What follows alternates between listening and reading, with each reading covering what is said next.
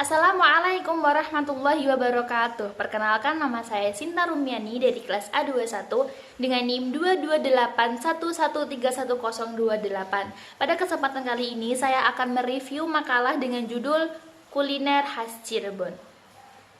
Cirebon, sebuah kota yang terletak di pesisir utara Jawa Barat, Indonesia, terkenal dengan kekayaan kuliner dan ragam makanannya. Berikut adalah beberapa kuliner khas Cirebon yang dapat disajikan. Yang pertama, sego jamblang. Sego jamblang atau nasi jamblang merupakan makanan khas dari Cirebon, Jawa Barat. Paling khas dari kuliner ini, nasinya dibungkus daun jati. Nasi pun jadi pulen. Nama jamblang diambil dari nama daerah asal pertama sang penjual. Tidak ada kaitan dengan buah jamblang. Jika pengunjung kota Cirebon tidak lengkap tanpa wisata kuliner. Salah satu yang wajib dicoba adalah sego jamblang. Sajiannya, nasi dibungkus dengan daun jati di setiap porsinya. Satu porsi nasi umumnya 1 kepal tangan. Jadi untuk sekali makan minimal 2 bungkus nasi. Sedangkan aneka lauknya disajikan secara prasmanan. Yang kedua, sego lengko. Nasi lengko atau biasa yang disebut masyarakat Cirebon dengan sebutan sego lengko merupakan perpaduan bahan utama nasi dengan berbagai sayuran dan lauk pauk yang menyehatkan seperti tahu, tempe goreng, toge, dan kucai atau timun. Selain dilengkapi oleh bahan-bahan yang menyehatkan, lezatnya nasi lengko juga berkat adanya siraman saus kacang sebagai bumbu pelengkap. Kenikmatan saus kacang ini sangat berpengaruh dalam penghasilan nasi lengko yang lezat. Asal-usul nasi lengko Cirebon masih menjadi perdebatan. Namun, sejarahnya bermula pada masa kerajaan Cirebon pada abad ke-15.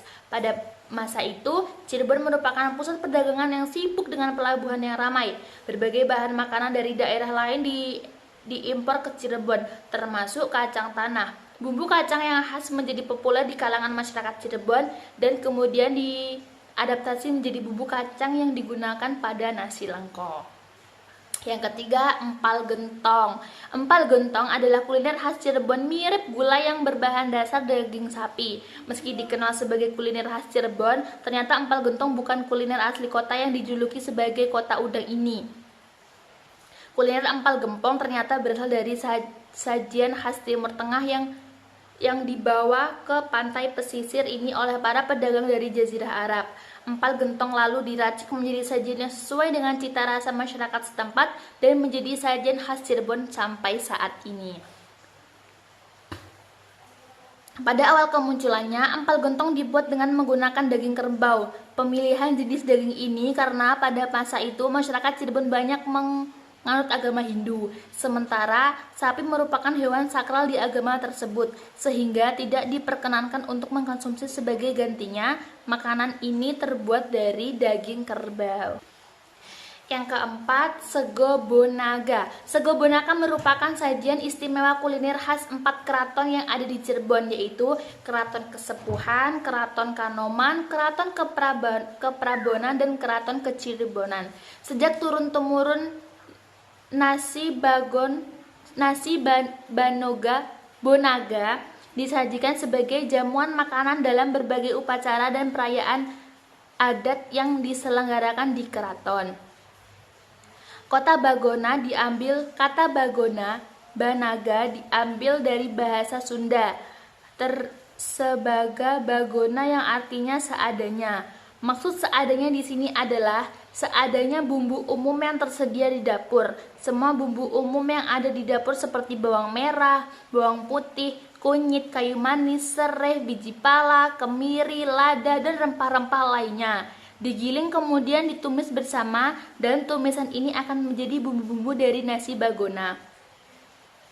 Yang kelima, sate kalong. Sebagai salah satu makanan tradisional yang populer, hampir setiap daerah memiliki sajian sate yang dengan rasa dan tampilan yang unik dan khas. Salah satunya adalah sate kalong yang hanya dapat kamu temukan di kota Cirebon, Jawa Barat.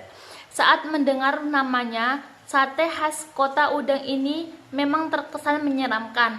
Namun tak perlu khawatir, meski bernama sate kalong yang berarti kelelawar dalam bahasa Jawa, sate Cirebon ini bukan terbuat dari daging kelelawar. melainkan daging sapi atau kerbau yang dikombinasikan dengan aneka bumbu dan rempah tradisional. Penamaan sate kalong sendiri bukan tanpa alasan. Sejak pertama kali muncul pada awal 1900-an, sate kalong memang hanya disajikan pada malam. Karena itulah, lama-kelamaan banyak orang yang menamakan sate kerbau ini sebagai sate kalong. Sama halnya seperti kalong atau kelelawar yang hanya aktif saat matahari mulai terbenam.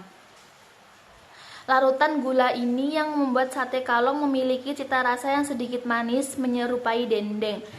Selain menghasilkan rasa legit, larutan gula yang meleleh saat dibakar membuat sate kalong beraroma harum khas karamel yang sangat menggugah selera. Sebagai pelengkap, sate kalong akan disajikan bersama saus kacang creamy yang disajikan dengan gurihnya oncom tumbuk. Untuk sentuhan akhir, sate lalu diguyur kuah kaldu sisa rebusan daging yang membuat cita rasa sate kalong semakin kaya.